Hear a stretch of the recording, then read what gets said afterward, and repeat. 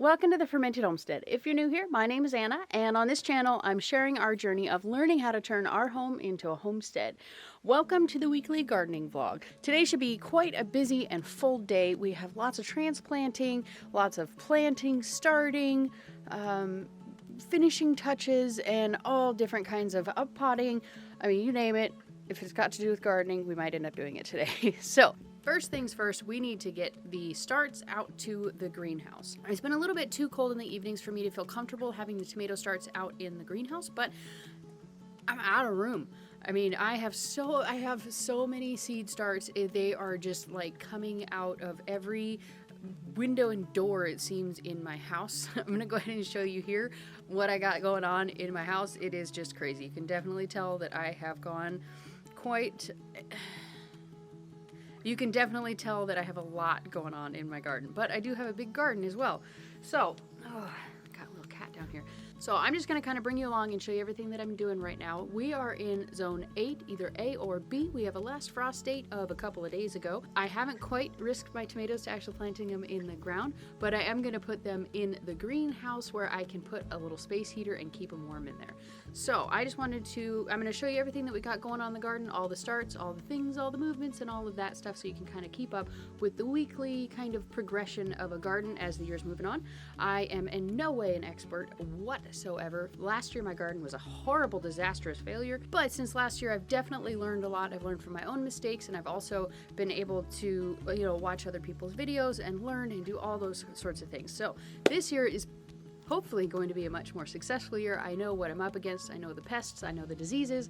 I know all of those sorts of things of my area. Last year was my first year gardening in this area, and this year I am able to get a much earlier start and a much more planned start because I'm not building everything as well as planting everything. I'm building some things, but not anywhere near the scale that I was doing last year. All right, so let's get these tomatoes out to the greenhouse, and I'll show you what we got going on out there. While we're taking these out to the greenhouse, I wanted to go ahead and show you a couple of the things that we got done yesterday, which I'm really excited about. It cleared up a bunch more gardening space with a minimal amount of effort. I mean, it was a lot of effort, but compared to the space return, I feel like it was minimal. So we got all of these areas, right there. And we got 5 of these things filled up. I wanted to bring you along and show you, but we were kind of in project mode and just getting everything done. We filled up the inside of these the same way that I filled up all the rest of these beds. If you're interested in that, I will go ahead and link a video up here for you. But basically we just filled the bottom with trees and branches and all those sorts of things, just wood basically. It's hugelkultur style. And then we topped it off with it's like a compost soil mixture. And it should be pretty awesome. And then on several of these here arched trellises, we moved the arched trellises forward in the bed because one issue that I had last year was that everything was just growing up this and it wouldn't actually attach to here. So hopefully moving these forward a little bit will help with it to kind of distinguish which arch or which trellis these things are supposed to grow up. We'll see how it goes. All right, so we got all the tomatoes out here that we're gonna bring out here right now. You can see they're going crazy. I transplanted these 2 weeks ago and they were like, little biddles. And now they're just going huge. I have been bringing them in and out. Actually, I think it might have been last week. I can't remember how long it's been. I'll put here how long it's been since I actually transplanted these or uppotted these rather. But they're going gangbusters. They are really, really enjoying this greenhouse. You can see changing the plastic on this greenhouse has been a total game changer. They were all just stunted and puny, and these ones still are stunted and puny, but they're more cold weather crops.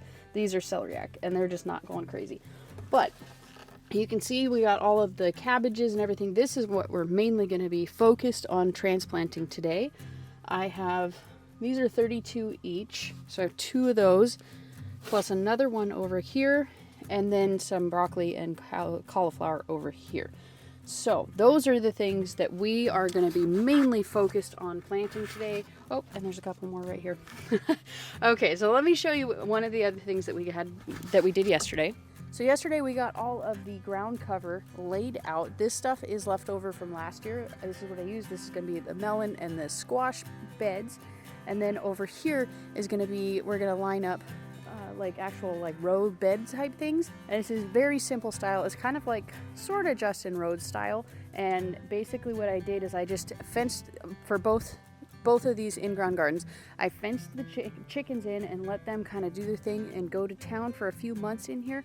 And then we covered it with silage tarp. This has been open for a couple of weeks.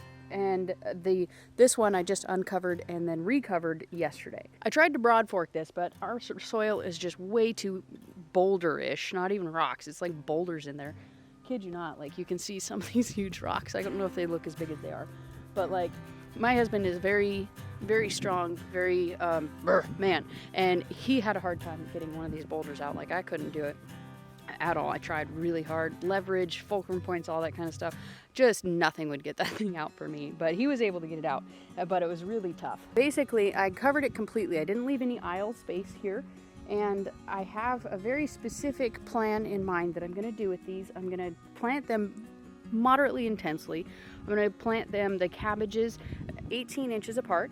So each of these covers, each of these rows, I guess you would call them, of the ground cover are 4 feet wide. I'm going to plant 2 down the center, 18 inches apart in each direction, kind of staggered, and then I'm just going to cover them with a row cover. So these plants, I don't need to have huge aisle spaces on. I'm going to have aisle space, but it's not going to be that big because I don't really need to access them. They're kind of plant and go. I'm going to be installing drip tape here, and either drip tape or just the drip irrigation. And so I don't have to get in there to water them. I can fertilize them with that. It's not going to be anything that I'm super duper worried about. Also, another thing that I'm going to be planting, we're going to plant all of the cole crops that we have until we're out. And then once we're out, we're going to continue with more melons and squash, as well as probably an end row of beans, peas, something like that. Something trellisy that's going to climb up it. Might even do cucumbers. We'll see. But probably not going to get that far today. I'm hoping to just at least get the cabbage in the ground because I need the pots to transplant a bunch more tomatoes because they're not happy. They're in the plug trays, the 72 cell plug trays, and they need out. Also, to show you the transplants that we had last week, these are all of the lettuce, and it looks like all of them, that one's kind of struggling right there. That one's gone. Some of them have been eaten. Darn it. Okay, so some of those have been eaten, and here are all of the Swiss chards and the peas here. Peas are doing great. They don't look like they've been affected too much. And then we have some of the cabbage, some of the kale is kind of looks like it's struggling. Some of it looks like it's doing fantastic. Kind of just depends. And then we got more over here. The radishes and the more peas here. And more of the kales. The kales are kind of struggling. It looks like they got a little bit of transplant ickiness. Looks like I'm missing one here. Oh, no. It's here. So it got topped a little bit. Might have been the cats. And it also looks like we don't have any of the radishes. None of the radishes that we started in the soil have sprouted. I'm hoping today that we can get enough of the cabbages planted in the ground that we can fit all of these plus many more of the tomatoes that we got right over there. Hopefully we can fit those in the greenhouse and just have a little bit more space for them. We are finally ready to start getting these things in the ground and get them growing, and I'm so excited. I have not actually, I don't think I've ever brought cabbage to the point where I'm actually ready to put them in the ground. I've started a lot of them, but they've usually just rotted in the containers. So I am so excited. Sauerkraut is my favorite thing in the world as far as a ferment goes to eat. So I'm really hoping that these things grow. And of course, I'll bring you along and show you everything. So what we need for this project is a tape measure, a torch, a butane torch specifically, a hand shovel, trowel, hori knife, whatever floats your boat, a pair of like industrial scissors, landscape staples, some sort of wires or whatever it is. These are fiberglass poles, and these are to arch the row covers. So it needs something for that. This is the Bootstrap Farmer and the floating row cover. You don't need as much as I got, but I have a big project, so I got lots of this stuff. A whole bunch of starts. Can't forget these. Okay, so now that is all we need for this project that I can think of off the top of my head. If anything else pops in, or if I'm like, oh shoot, I forgot that, I will let you know. But this is going to be a very simple part of the project. I'm not going to go really super in depth into building all of the drip irrigation system, none of that. All I'm doing is laying the plants out with the drip tape so that I can put the plants on the actual drip emitters, and then beyond that, I'm not going to bring any water into the mix. I'm not going to set everything up. That will be a future video. Probably going to work on that next week, maybe the week after. We're still getting tons of rain, so I'm not going to be too overly stressed about building the drip irrigation system. My main priority today is getting plants in the ground. So that's all I'm worrying about today. But I do want to make sure that I'm setting myself up for success in the future and making sure that I'm actually planting these and burning the holes in the cloth on the correct spacing lines. So we're going to lay out this drip tape and we're going to set it up the way that we want it to be set up, and we're not going to turn it on, we're not going to test it, we're not going to any of that stuff. We're just simply going to lay down the tape so that we know where to plant each of the starts. And so we're going to do that in this first bed, and then I'll show you what I'm doing next.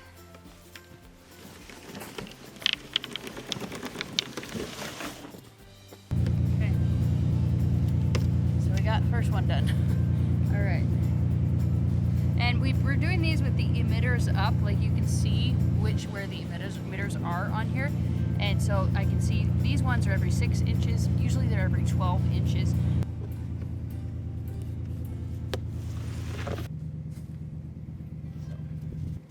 I forgot, you need a hammer.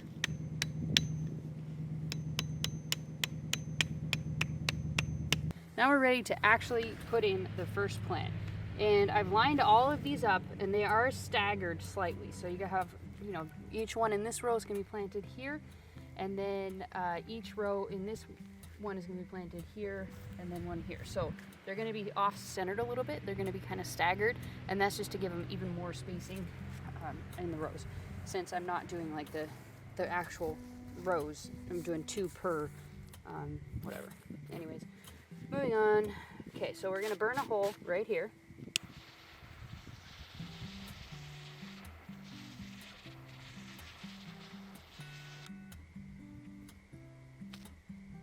I want to let it cool just for a second, because this black plastic stuff will get on your fingers, and if you get it when it's on there when you're hot, it's not fun. So I need a little bigger. So next what we're going to do is we're just going to dig a hole big enough for our start here.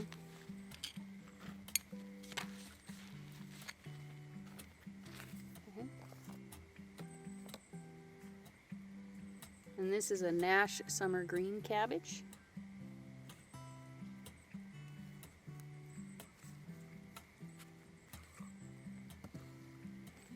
And maybe a little more.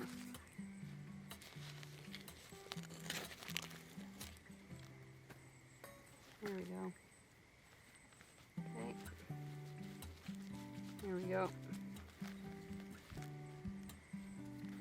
Then we're going to go ahead and put some of this soil back in here. I'm not going to be able to fit all of it. But you want to bring it up to where these 2 leaves are growing out of. I am no professional at planting these. I just watched a bunch of videos before this, so if I'm wrong, we'll find out. But I think I'm right. Okay, so we got one in the ground. These drip tapes, I'm not planning on leaving them on top of this ground cover. Basically, all I'm doing is I'm putting them on top so that I can space these correctly, and then once I'm done with it, I'm going to put it underneath the ground cover.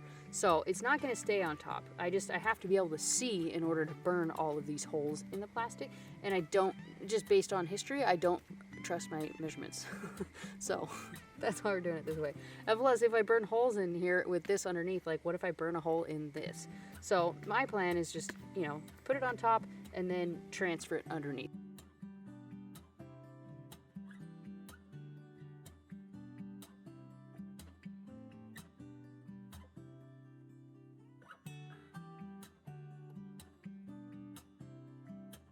Yeah, so we got the first row all planted here. I'm really glad that I made the decision to go ahead and do the first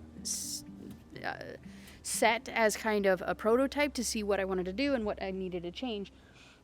And the main thing, bees, the main thing that I am thinking of that is going to be an issue with regards to this and my plan to do, to put the drip tape underneath is that I should put the drip tape, I should cut all the holes and then put it underneath and then plant in it. My thinking for that is it's going to be really difficult because I need to put the tape uphill. So I need to put it on this side of each row.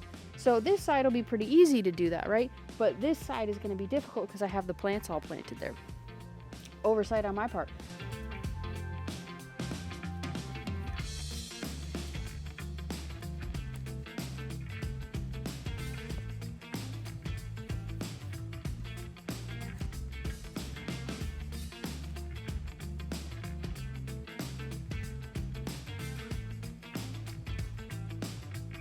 So we got all the tape buried under both of these tarps here, and it was definitely a lot easier to bury it ahead of time. So I just did exactly what I said, and I buried, or I ran the drip tape line on top, burned the holes, and then put it underneath, and it was super easy that way. So that's definitely what I think, I mean, unless something else comes up, that's what I plan to do for the rest of these. And then, so now what we're gonna do, I decided to do the next one in the line so I wouldn't have to bumble and fumble around all of these rows of floating row covers. I wanted to make sure I didn't have to maneuver around them, so I did that row first, and then all that's left there is to actually plant the starts in the ground. And so I want to make sure that if I misstep, I want to make sure that I'm not going to step on anything there. So that's kind of, this is all my thought pattern, whatever you want to call it for this. If I'm wrong, then we will find out, but I think I got it. So now what we're going to do, we have these poles. I want to say they're like 72 inches long. These are just the ones that they had at Bootstrap Farmers, so we'll find out how they work. I mean, obviously they're sturdy, but I don't know if they're going to be the right size for this. Okay, so in case you hadn't figured it out, this is not a how-to video. This is a how I'm doing it video. And I've done a lot of looking into it, but I've certainly never had any experience with this. So if you guys have any suggestions or concerns or ideas or anything like that, please, I would love to hear from you. Leave it in the comment section below, and then we can all learn from you. So with this, I'm hoping to be able to get by with only 3 support poles because I don't have a jillion of them and they're kind of expensive. So I'm just going to do one on the ends and then one in the center. Okay. All right, so now we have everything pretty much ready to go to seal this guy up. All we're going to do now is water them in with fish emulsion. And I have the fish emulsion in here, and it is set to 1 tablespoon per gallon. So this is the easiest way to do it that I found. I don't know how long this lasts. I don't know how well it works. This is my second time using it. So we got it all watered in and fertilized, and the next step is just going to be covering it with row cover and finding enough crap to weigh it down.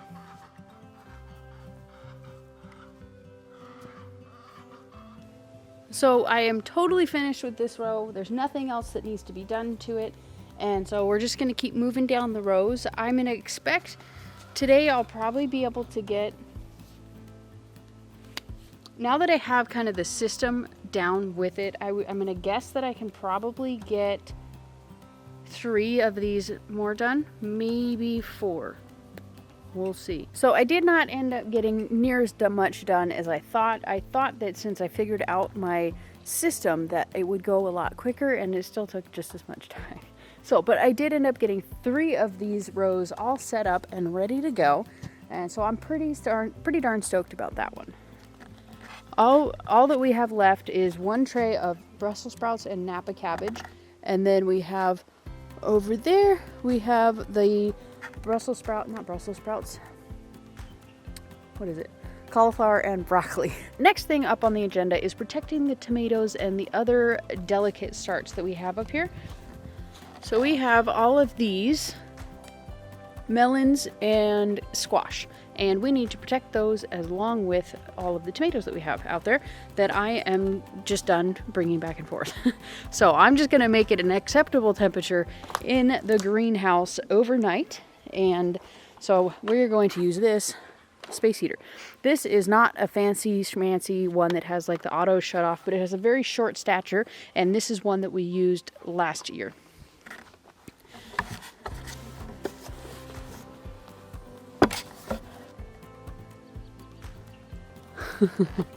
So in order to make my plan actually work, because up in the greenhouse last year, that greenhouse has a gravel floor, so I wasn't concerned about any kind of a fire hazard. So I searched high and low, and I was able to come up with this. It's just a concrete paver.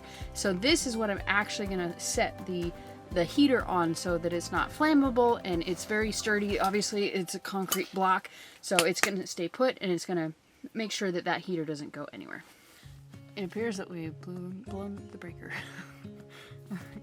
So now I gotta figure out how I'm gonna keep this heater running and the breaker at the same time. I've discovered the issue with the heater, and the issue with it is that this house is wired really weird, and there are a ton of outlets, and they're all on the same, obviously too small for a breaker. So we've had this issue in the past because a bunch of our heaters in the house are actually not functioning, and so we just use space heaters in the house because why not? And so it tends to overtax the breakers. We brought all of our starts out here, and we have all of our squash. We got the squash, we got the cucumbers and the gherkins and the delicatas. That's all there is to that. And then also over here, we have all of our new basil starts. We have a bunch of lettuce, which is all sprouted. Actually, well, not all sprouted, but a lot of them. And then some calendula. Just these are the ones that we did last weekend. And then these ones are the ones we did the week before. These are all of the melons and the ground cherries. The melons are definitely doing a lot better than the ground cherries. The ground cherries are just not doing anything at all yet. But I believe that I remember being told that they are actually very slow to germinate. So we are going to go ahead, batten the hatches here. I think that's it for this weekend's worth of gardening. All I'm going to do, like I said, I'm just going to clean up all of this stuff here, and then I am either going to up-pot some tomatoes, or I'm going to edit a video, or both. I haven't decided which one, but either way, if you see a video on Tuesday, you'll know which one I did. I hope that you enjoyed this video. I hope you learned something, or were maybe inspired to do something yourself from it. And if you enjoyed this video, please do give it a thumbs up, and remember to subscribe to this channel if you haven't already, and we will see you next time, either for a fermenting video or for a gardening video, because I'm doing both these days. So we'll see you next time. Thanks for watching. Bye.